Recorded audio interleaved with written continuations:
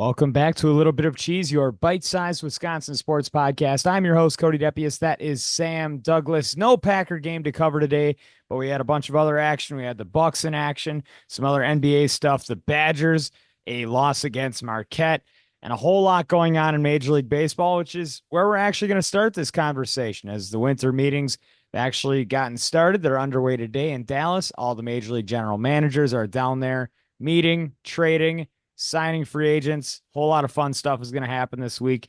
But for Brewers news, Willy Adames is 100% not going back to Milwaukee as he has signed a 7-year, $182 million contract to go play shortstop for the San Francisco Giants. So right here, a very early Munster of the week is going to be Willy Adames' agent because That's a good one. there is no way that he is worth $182 million. We saw a career year last year out of Willy Adames. We know how much value he brings to a major league clubhouse, and he really was the identity of the Milwaukee Brewers. And I do have to give him credit for that.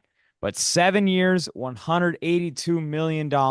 There's no way Milwaukee could have done that. And I think it's actually better that they're not able to because they might have went out and spent that money if they could have. And I don't think he's worth it. I think there's more value you can put other places. But I do want your takes here, Sam. 7 years, $182 million for Willy Adames. A lot of money is going to get spent in baseball this week. We'll touch on Soto in a minute. He just got a doozy today too. But Yeah. yeah, I love Willie Adames' agent being your monster. He got his check. He had a good enough year this year to go make that money somewhere in Houston. That exactly like you said, it's a good thing the Brewers didn't pay it. It feels like one of those deals that the Brewers might have actually swung on and overpaid for somebody who's going to hit Mm-hmm. 240 and maybe 30 home runs on a good year, probably 25. He's a good fielder. He's a great guy to have in the clubhouse. Good guy in the dugout. You know, everybody loves him. Electric personality. We're gonna miss him. Great monster. He got his bag. It's gonna be fun to play against him. You know, he's gonna get cheers whenever he comes back in Milwaukee. Yeah, that standing ovation that he's going to get when he comes back is going to bring some tears, I think, because when they brought in Willy Adames, that team was really struggling in 2021. And then Yeah. everything completely flipped. He played here for 4 years, 3 division titles. He was the heart and soul of that clubhouse. Willy Adames, thank you for what you did in Milwaukee. As my title for my name here today is We'll Miss You, Willie. And we will, but not for $182 million. But I do want to put this into perspective. Christian Yelich signed his contract just 1 year. Well, actually, right after having what should have been 2 MVP seasons back to back, he signed for 7 years, $210 million, which, of course, inflation in 5 years has, of course, happened in baseball. But Willy Adames, you're looking at it and you're saying he's only worth $30 million less than what a Christian Yelich after 2 MVP seasons would have been. Those are two completely different players. And Yelich, whether how much we want to complain about how much he's getting paid right now, they got him on such a good deal. And I don't want to hear anybody complain about that anymore because I think we saw it a little bit last year. I think Christian Yelich is going to be back. Not to the extent of what he was before, but he's going to be an all-star caliber player, and he's going to be worth all the money I think that we paid him. When you're But paying as that you kind of money, mentioned, yeah, like when you're paying that kind of money, you want consistency over 162 games of the year, and that's never been what Willie gave you. You know, for all the games, you know, right. he's gonna have his moments, and if you're paying that kind of money, you gotta get a guaranteed guy that's gonna be changing the game every day. Yeah, he was that guy for that time that they brought him in at the end of the year. Well, through the end of the year in Milwaukee in 2021, he was actually an MVP candidate that year. I think he took 16th in the NL MVP, and I don't think he played in the National League until mid-May. So he really lit it up, and he was really solid. But then for 2 years, Willie was a just above average overall shortstop. He was Mhm. seen as a really good defensive shortstop. He lost a lot of his defensive ability, I think, last year, but he had his best offensive year. So I'm glad that he was able to have his career year in his contract year. But I could put a lot of money on saying that Willy Adames is never going to outperform what he did last year. He had 32 home runs, 112 RBIs. I just don't see that happening, especially in San Francisco where numbers are hard to come by out there. But they're getting a good player in there, and that's Buster Posey's first big signing there as the baseball operations president out there in San Francisco. But you mentioned it before, Juan Soto signing a big contract here, 15 years, $765 million. There's a lot of bonus incentives as well that could take this thing over $800 million. This is a lot of money for one guy. It is more than Shohei Ohtani got. And for 15 years, this will take him through his age 41 season.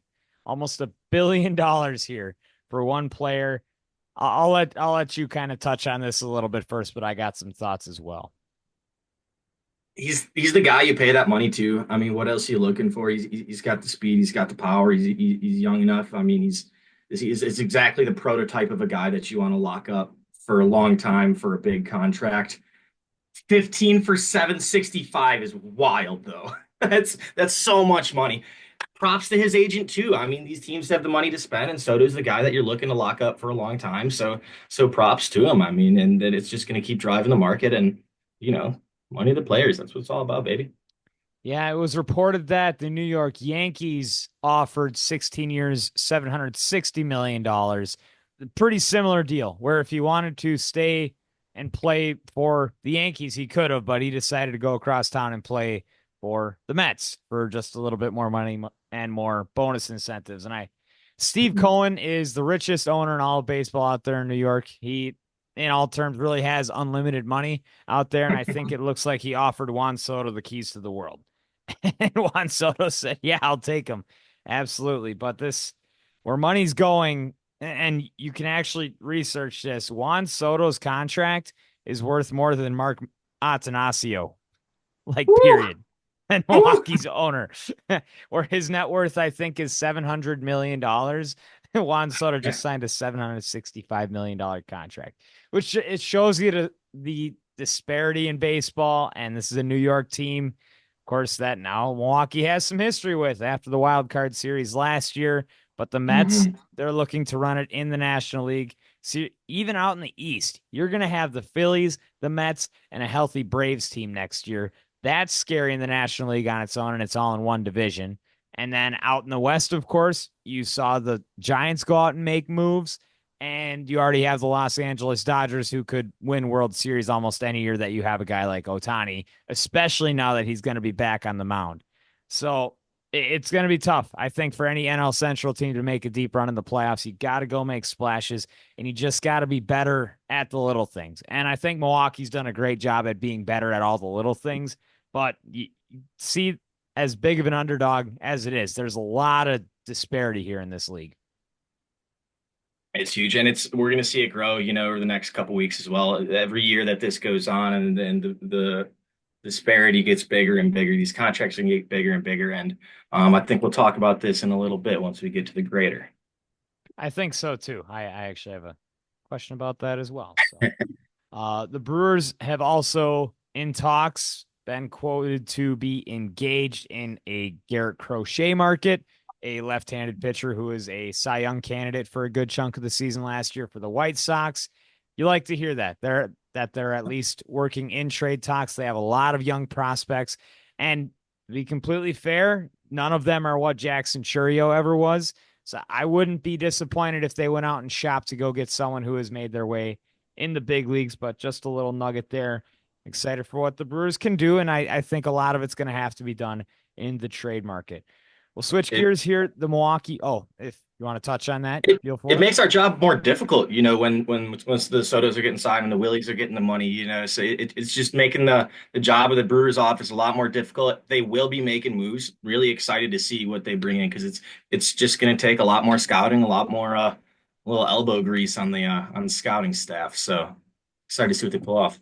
And that's what Matt Arnold's good at. He got William Contreras for a bag of chips. He's pulled off a lot of really great trades. I'd love to see how he can pull something off this offseason because Milwaukee, I think they're right there. You're going to have Yelich back, and we've Yeah. just started to see what Jackson Churio can do offensively. And I think there's a lot of other guys that are on the upwards as well. I think Sal Frelick and Bright, you might have seen the best of Bryce Terang, but I have some higher hopes here for Sal Frelick. You saw some of that dog, I think, come out in the playoffs. But Milwaukee, I think they have an opportunity to do something. I'd like to see what kind of splash they can make. But we'll stay in Milwaukee as the Bucks lost on Friday 111 to 105 to the Celtics, but they did win yesterday on Sunday 118 to 113 over the Nets. In the Celtics game, Giannis had 30, Dame had 31. Pretty much everybody else is absent. And then yesterday, a big difference. Giannis 34, Bobby Portis 23, Gary Trent Jr. had 20, Dame had 15, and Chris Middleton had 11. You had five guys in double digits scoring on Sunday, and that's how they get a big win over a pretty solid Nets team that we didn't expect to be a solid Nets team, but they've been playing good basketball. But a tough loss to the Celtics. Sam, I kind of want you to touch on both of these games here. What did you see over the weekend?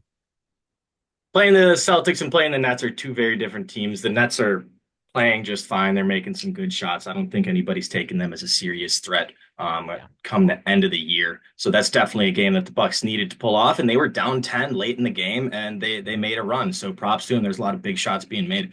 Going to the Celtics game, it was a tough game to lose. You wanted them to play good, and they did. It's a good loss. It's a bummer to lose the season series to the Celtics. I think this is some honestly piss poor schedule making that we're done playing the Celtics for the rest of the year. Yeah. Would have loved to see them with Kristaps just to get a feel for that. But yeah, Giannis and Dame keep doing their thing. Not a whole lot of help from outside of the guys on Friday night against the Celtics. It was tough to see Al Horford make that dagger three. It feels like when Al Horford retires, Cody, I'm gonna buy a birthday cake and we're gonna celebrate because that guy has been killing the Bucks for Always. For so many years, Al Horford. And it's always in seasons where it's like, oh yeah, Al Horford, he's still on the team, really? And then whenever he plays Milwaukee, looks like he's an all-star all over again. It's kind of crazy. He was on the Hawks when they were good. When Bud was coaching the Hawks with Jeff Teague back, what was that, 1992? Right. What's going Yeah. on there? He played with Joakim Noah at Florida, I think. Well, yeah. Wow. Um, this guy's been around and he's still hitting dagger threes to beat the Bucks. He's still just hanging out in the lane. He's good against Giannis. I don't know what else he's great at, but he crushes the Bucks and he hit another dagger against us. Chris came back. Chris looked great. He played a little bit more minutes than I kind of thought he would, but you look at the game, I think we only played 8 guys all game. Like the Bucks wanted to win this Friday Yeah. night game against the Celtics. We had a skinny rotation. Didn't play Pat, didn't play Marjon, didn't play many of the young guys. Chris looked athletic. He looked fast. He was the best on-ball defender against Jaylen Brown, who we know is like an all-world player. And Chris was absolutely keeping up with him after double ankle surgery. And I think that's why they held him out. They weren't going to rush Chris back and be like, okay, now we're going to get him on the court so that he can be a corner three. No, we're going to get him back when he's ready to play meaningful minutes. And you saw it right away. Sam Hauser sucks. Chris Middleton's first shot coming back, and he's going to get some feet under him. He hit the 4-point play, which is awesome, but that's his first time coming back, and he's already getting feet slid under him. My heart dropped a little bit. He hit the 4-point play. It was cool.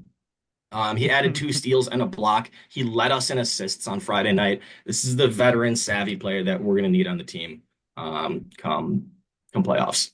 Yeah, he had 23 minutes on Friday and he had 20 minutes on Sunday. So Chris Middleton, where you were expecting 5 minutes, you got a sixth man, really. Yeah. Sixth or seventh guy. Like he's there, he's ready to play. And I think a lot of that has to go to how conservative Milwaukee was in bringing him back. Like they probably could have started him in the process maybe a little bit earlier if they wanted to rush it, but they didn't. We had expectations for him to be back earlier, but he's back now, but he's actually playing meaningful minutes now. So I think they're maximizing the value that they can get out of a Chris Middleton. On Friday this week, the Bucks will be taking on the Magic. Actually, not Friday, tomorrow at 6 p.m. They're taking on the Magic for the NBA Cup quarterfinal. Do you have any expectations for this game? I would expect Milwaukee to roll with what they're on right now. They're gonna roll. Absolutely. Go put your money on the Bucks if you're a sports betting fan. Go do that. This is what the tournament is all about. I gave Adam Silver props and the committee props a couple weeks ago when we were talking about this. This is a Bucks team that needed a little bit of, hey, wake up a little bit. Let's play some meaningful minutes. Let's wake up. Let's actually try. Let's run some offenses. And that's exactly what this Bucks need. And these guys are competitors. They're lifelong athletes. They want to go win some money. They want to win a tournament. The NBA put a tournament in front of them, gave them a shiny cup, gave them a stage, gave them some money, and these boys want to go get it. So I expect the Bucks to win. I expect Bobby Portis to take way too many shots. And I was talking with you about this a little bit last night. Hmm. Bobby closed us out um, was when we played the Nets. He Yep. closed out the game. It was fantastic. He made a couple big shots. He was 9 for 10 from the field. He was 5 for 5 from three, and he was the one taking a couple of those big shots at the end of the game. He made them, but it's enabling. We can't be having this. It wasn't part of the offense. I don't want Bobby taking these shots. And when he makes them, which he does just enough to keep taking them, it's enabling of these bad habits. Bobby should not be our closer. He should not be taking that deep shot. Watching the end of the game, the last 5 minutes, Andre Jackson Jr. closed out the last 5 minutes of the game. He's going to win us a playoff game because Yeah. he's playing smart. He had a couple corner threes. He had one that was wide open in the corner, but it was about 3 minutes left of a close game. He ended up driving and kicking it out. That's smart ball. He knows that's not his shot. He's there to be a defender. And then 2 possessions later, Andre Jackson Jr. gets a steal, running up the court. He dishes it to Giannis. Three defenders collapse on Giannis driving to the lane. Dishes it back to Dame. Three defenders all run at Dame. And then there's a fourth one coming over who is trailing. Now Dame has four guys on it. He swings it over to Chris Middleton, who was wide open for a corner three. And it was just beautiful. It was the Giannis, the Chris, the defense from one of the young guys, the gravity of Dame from three, and it ended up with a wide open Chris Middleton. And the formula is there. You're starting to see the formula be here. We got some kids that are running. Andre Jackson Jr. looks really good. AJ Green is hitting Yeah. his shots. Torian Prince, we know he's a 55% three-point shooter. These guys are playing their roles, and with Giannis, Dame, Chris, Brooke is going to be consistent. We got to figure out the Bobby thing, but you're starting to see the formula is here. These guys are legit. Andre Jackson, I think, is going to be a huge X factor. I think you're right there. If this kid can continue to play meaningful minutes and add a spark to that lineup, that's the value that I thought that they were missing right away, was having someone like an Andre Jackson step up when it comes to your depth on the roster. If that guy can come in and play the minutes, and not just what he's able to do offensively, he's been playing really, really tough defense as well, too. Like able to close things out at the end of the game. He's a player that can add a lot of value and just quick, athletic, and he sees playing very intelligently as well. He's looking like much more of a veteran, and I'm excited for where Andre Jackson kind of takes this thing. Some exciting stuff. So Bucks taking on the Magic at Fiserv tomorrow at 6 p.m. The NBA Cup quarterfinal. Back on Saturday, Badger basketball, their biggest game, possibly the entire regular season this season. A 88-74 loss to Marquette. Cam Jones, 32 points. Max Klesman for the Badgers led the way. He had 22 points. Blackwell had 17. John Tonje had 14. The biggest fault here, I think, for Wisconsin, they couldn't defend. And Cam Jones, just a little bit too good, I think. And I'll kind of let you take this away. But Marquette just proved to be a little bit too much on Saturday. Cam who? Cam Jones, baby. Cam Jones. Cam who? Cam Jones. He's here. This guy's legit. Super fun watching him. He's an athlete and he's putting it all on the line. He had a pretty tough scoring night earlier in the week when Marquette did lose. But then he put it together against the Badgers. They couldn't defend him very well. He was hitting his shots. Marquette had another guy who I think he was 4 for 5 from three. So when you're hitting consistent shots like that, you're able to play just enough defense to win the game. A lot of the metrics throughout the game at the end, I was checking out the total stat lines, and a lot of them were very similar, except the steals, the turnovers and the steals. That's where Marquette dominated. I think the rebounds were about 30-30. The assists were within one or two. A lot of the field goal percentage was the same. A lot of the three-point percentage. It was just the turnovers. Badgers played a little bit sloppier, and Marquette capitalized on them. We've been talking about this as we've been going through this year with the Lions and the Packers and some of this NFL stuff is execution. So it's not only getting that turnover, but making them pay off that. That's what Boston did against the Bucks when they turned us over and Al Horford hit the three. That's what Marquette did against the Badgers when they were able to get the turnovers and execute off of them. And Yeah, Cam Jones is a dang stud. that too. Yeah, no, it's exactly it. They didn't defend well enough and they were a little bit too sloppy on offense. But I think this is a good game for both teams. I think there's positives to take away. This was an exciting game. This really, I think Wisconsin could beat a Marquette down the stretch. I think that is a possible thing. Things would have to look a lot finer for Wisconsin, but these are two very good teams that are going to be very exciting on the national scale. And I expect to see both of them win a couple of games when it comes to March. I really do. I feel that way.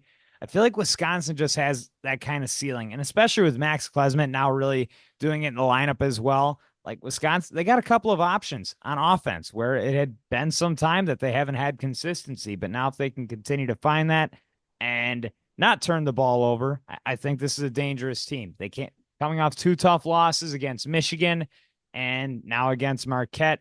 Their schedule coming up now. So they got a big one against Illinois this week, so that'll be another test for them. yes, they do. I think As that's going to be Illinois did really drop good. out of the top 25, actually, they had a big loss this week. So Wisconsin now ranked 20th, which I actually think just happened.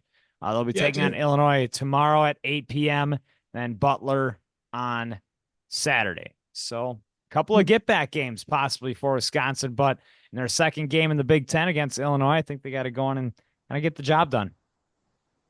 Illinois is good too. They're no joke of a team. They will definitely be in the picture in March. They'll be a top 10 seed for sure. They obviously had an awesome season last year. Mhm. Graduated a couple guys, but Illinois is legit. And for a Badger team that has been overperforming a little bit this year, exceeding expectations, I think this is going to be an awesome test and opportunity for this team to not only get better but get another win.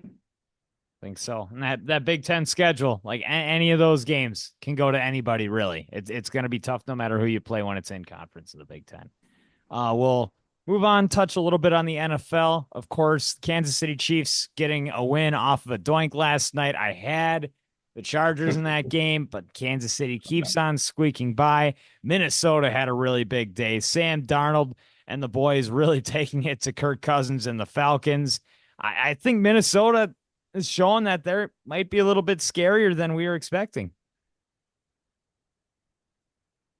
A Or is win Atlanta over the that bad? Falcons still isn't moving the needle for me. All right. Cody, so the offense looks great, and if you can put up, that if you're throwing 5 touchdowns, 0 interceptions, you got Addison who looks like a monster. Justin Yeah. Jefferson, we know what he can do.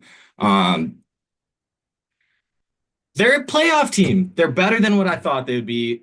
A win over the Falcons and Kirk Cousins, who has been playing terribly over the past month or Mm-hmm. so, month and a half now. It's still not moving the needle for me. I'm waiting for the Vikings to do something that wows me. And it's the most lackluster. Are they 12-2, right? Are they 12-3, something like that? All right, it's the most They're 11 lackluster, and 2. really 11 and good 2. record that I can remember seeing. I don't remember an 11-2 team that I haven't believed in. And I'm definitely biased because it's the Vikings and they've never showing out come the playoffs. But I've never Yeah. believed less in an 11-2 team than I do in this Vikings. All right. I think this was a big win for Minnesota. I think there, of course, were a lot of expectations for Atlanta coming into this year. They made a lot of splashes in free agency, had some young kids on the offense. I mean, who's saying that an offense, which we've seen Kirk Cousins be a top 10 quarterback in this league, him coming into an offense with a Bijan Robinson, Kyle Pitts, and Drake London, and an okay offensive line, which has actually turned out to be a pretty bad offensive line. And I think that's probably a big catalyst as to why Atlanta's not really succeeding that much. But I didn't think Atlanta's defense is going to play as bad as they are. And Minnesota really, really carved them up. Jordan Addison might be on the bench player Hall of Fame for me in fantasy football. Last couple of weeks, man, he's dropping 40 bombs, and I still That's haven't tough. felt the confidence to start him. But they got two dogs over there. I don't know. I think Minnesota can do it. I think they can. I think defensively, the guys are there. I think it's all going to rely on Sam Darnold. And he looked really scary against Atlanta. He was carving it up. He looked like he can do it. But yes, I still think there is that top tier of NFL teams, and I think Minnesota's still outside of that top tier, even with the record that they're at. I'll kind of open the floor here for you. Any other big things that you saw on NFL Sunday? I was actually driving back from Green Bay yesterday, so I didn't catch a whole lot of it. But just overall, I know my biggest takeaway, Chicago stinking it up against San Francisco. That was a big one, but I think that season's just over for them, and I don't know how much blame you can put on people. I do see that Chicago fans are saying that they should fire Ryan Poles now, which I think is a very interesting I take. love it. I love it. This Chicago Bears is this plan is not taking off, Cody, and it's awesome. They thought that they were so hot. There was guys out there thinking that they were a playoff team, maybe even a Super Bowl team this year if Caleb could come in. I don't know if this Bears plane is ever going to take off in this iteration of the Bears. They tried to invest too much into veteran players when they thought a rookie was going to come in and make a difference right away. I don't think that they have a lot of money going forward. I think they have a little bit of an older roster than you should when you're trying to build around a young rookie. They thought that they were going to win now, and they were so far from a win now team. I think it was a bit of a fraudulent 7-9 record last year. You know, you walk away with a couple wins. Fields had a couple good games in there. They're writing home about 7-9, but I think they thought that they were a lot closer. So they invested a little bit too much. And I don't know. The NFC North is not getting worse. Kevin O'Connell, I will say this about the Vikings. Kevin O'Connell's a fantastic coach. The coaching job over in Minnesota has been incredible. Lions are going to be good. Packers are going to be good. I don't know if this if this Caleb Williams Bears team is going to be even good. If they're going to be a playoff team in the next 5 years, it's hilarious and awesome. I love it. I just imagine if Chicago would have moved on from Eberflus last year and Harbaugh would have went to Chicago. I Yeah. I think like it's gonna take a coach like that, I think. But I personally think that the talent is there in Chicago. They have so many guys that can do the job. There's just so many things that have gone wrong. They've left so many wins on the table just due to coaching this year. And when it comes to the development of a rookie quarterback who has some of the best talent in all of the league, he's had his head coach and his offensive coordinator fired not even a full season into his rookie year. That stinks for him. So I don't know how much you can put on him. I still think Caleb Williams is going to be right there for Chicago, but they have to nail this head coach hire. I say that like they have to.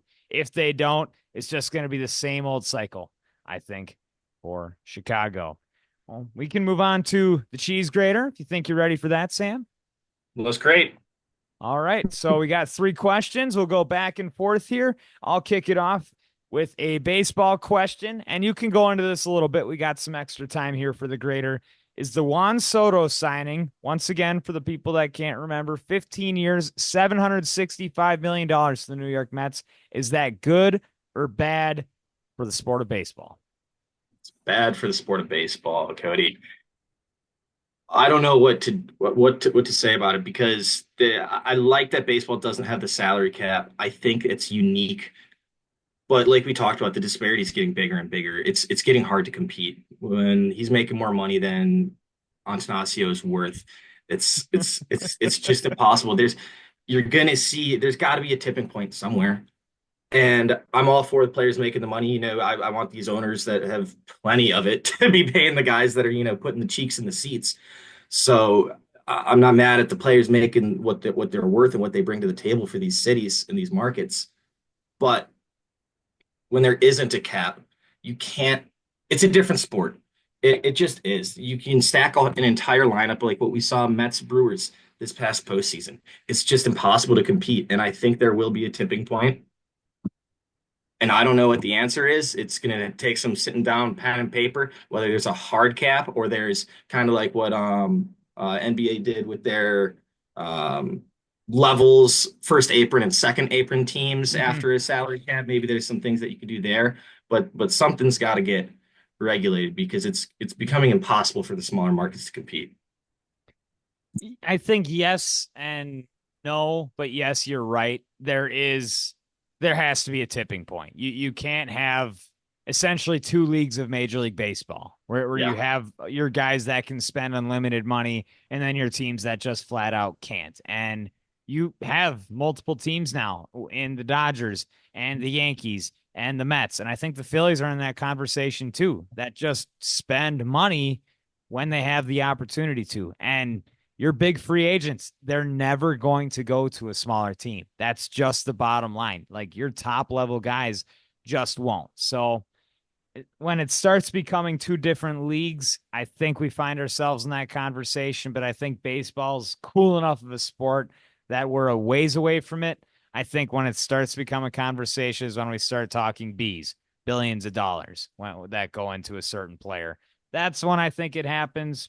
And I don't know how far away that is, but I do agree with you. There is a tipping point at some point. $700 million is a lot for a guy to swing a bat.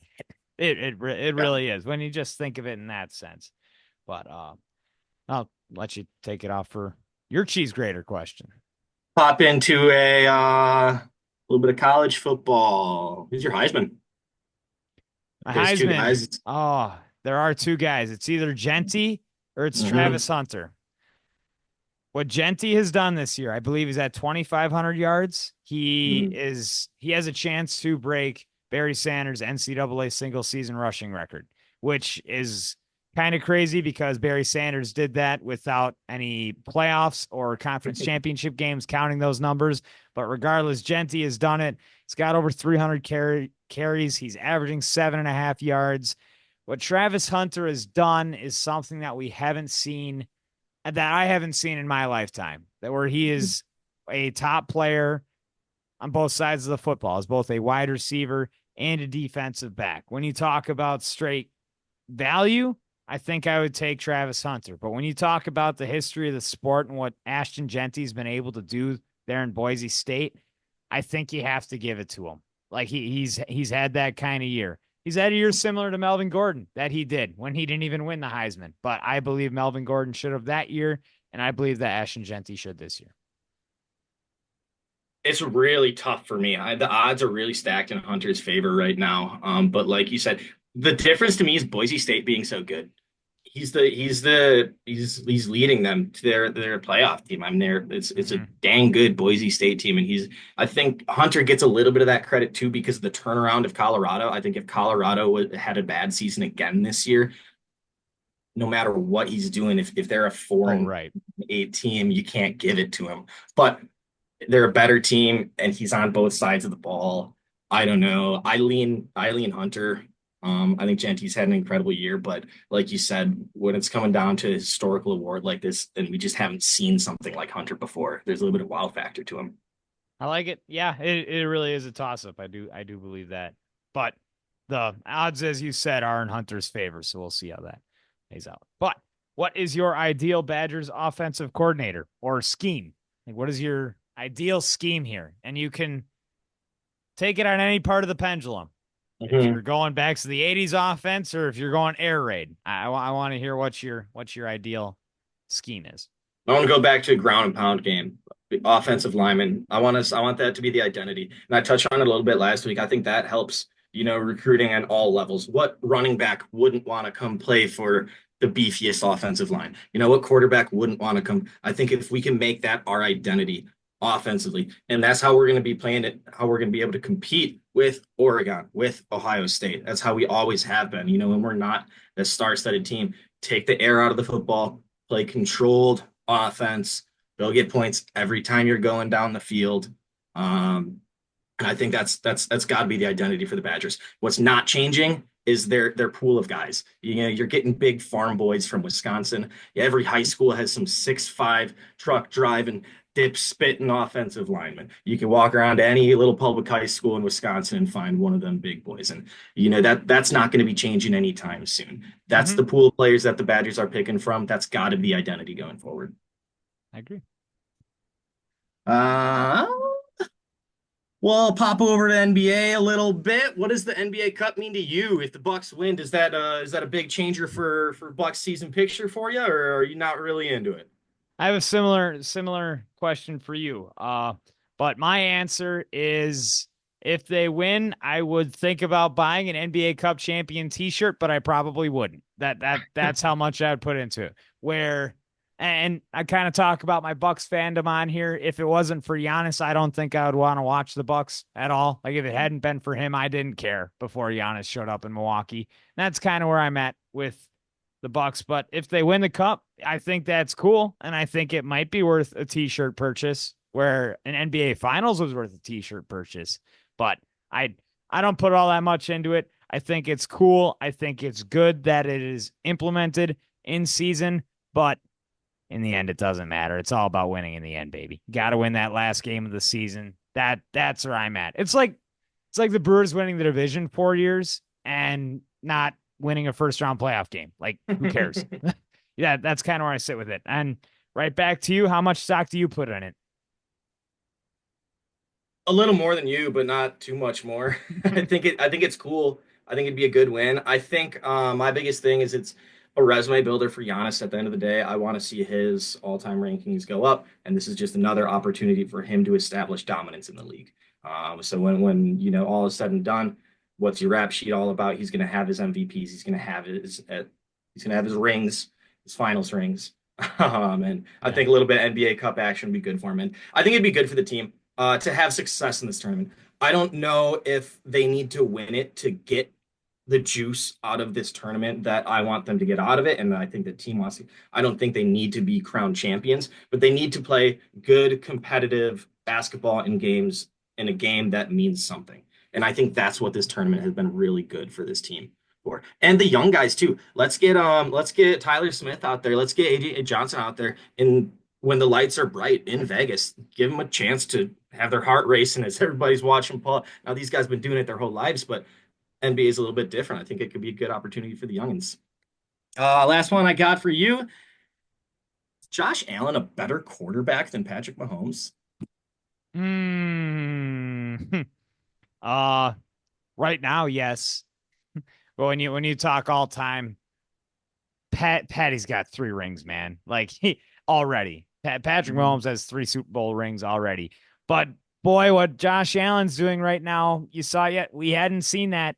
3 rushing touchdowns, 3 passing touchdowns. Dude rushed 10 times for 82 yards and slung it through the air too. Oh, it's so fun to watch. It's great. I did watch a flopping compilation, though, I will say, on Twitter of Josh Allen. Go look that up if you haven't. But Josh Allen likes to flop a lot, and the refs don't really give it to him. He'll headbutt somebody and then like snap his head back like he just got pounded. But it's funny. But right now, Josh Allen is, if I was going into next week or the end of the season, yeah, I'm taking Josh Allen. But if I'm starting a franchise, I'm going Patrick Mahomes, man. He wins. Like it's the bottom line. That's what matters for an NFL quarterback. And I gotta see Josh Allen win a Super Bowl before we really have that conversation.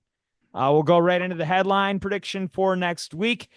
My prediction with the Packers taking on Seattle. My headline is Packers will win a nail bite. Well, Packers win nail biter in Seattle. Another big day for Josh Jacobs. I think the offense runs through him. You talked about it on Monday where Jordan Love's the Josh Jacobs merchant. I think it's because Josh Jacobs is that good that they have to keep giving him the ball, and that is going to happen, and he's going to do it well. He is that good. I've got a pack on track. Jacobs lead Green Bay back to the win column in Seattle. There we go. I Well, think we this got is a no big win for arguments us. there. All right, we'll just handshake, and if it doesn't happen, I guess we can have a couple drinks on Sunday night after the game when if that were not to happen. But this has been another edition of A Little Bit of Cheese. I'm Cody Depius. That is Sam Douglas. Sam, you travel safely now. All right. Appreciate y'all being in Vegas. All right. Take care. This has been another edition. We'll see you back on Friday for another edition of A Little Bit of Cheese, your bite-sized Wisconsin sports podcast.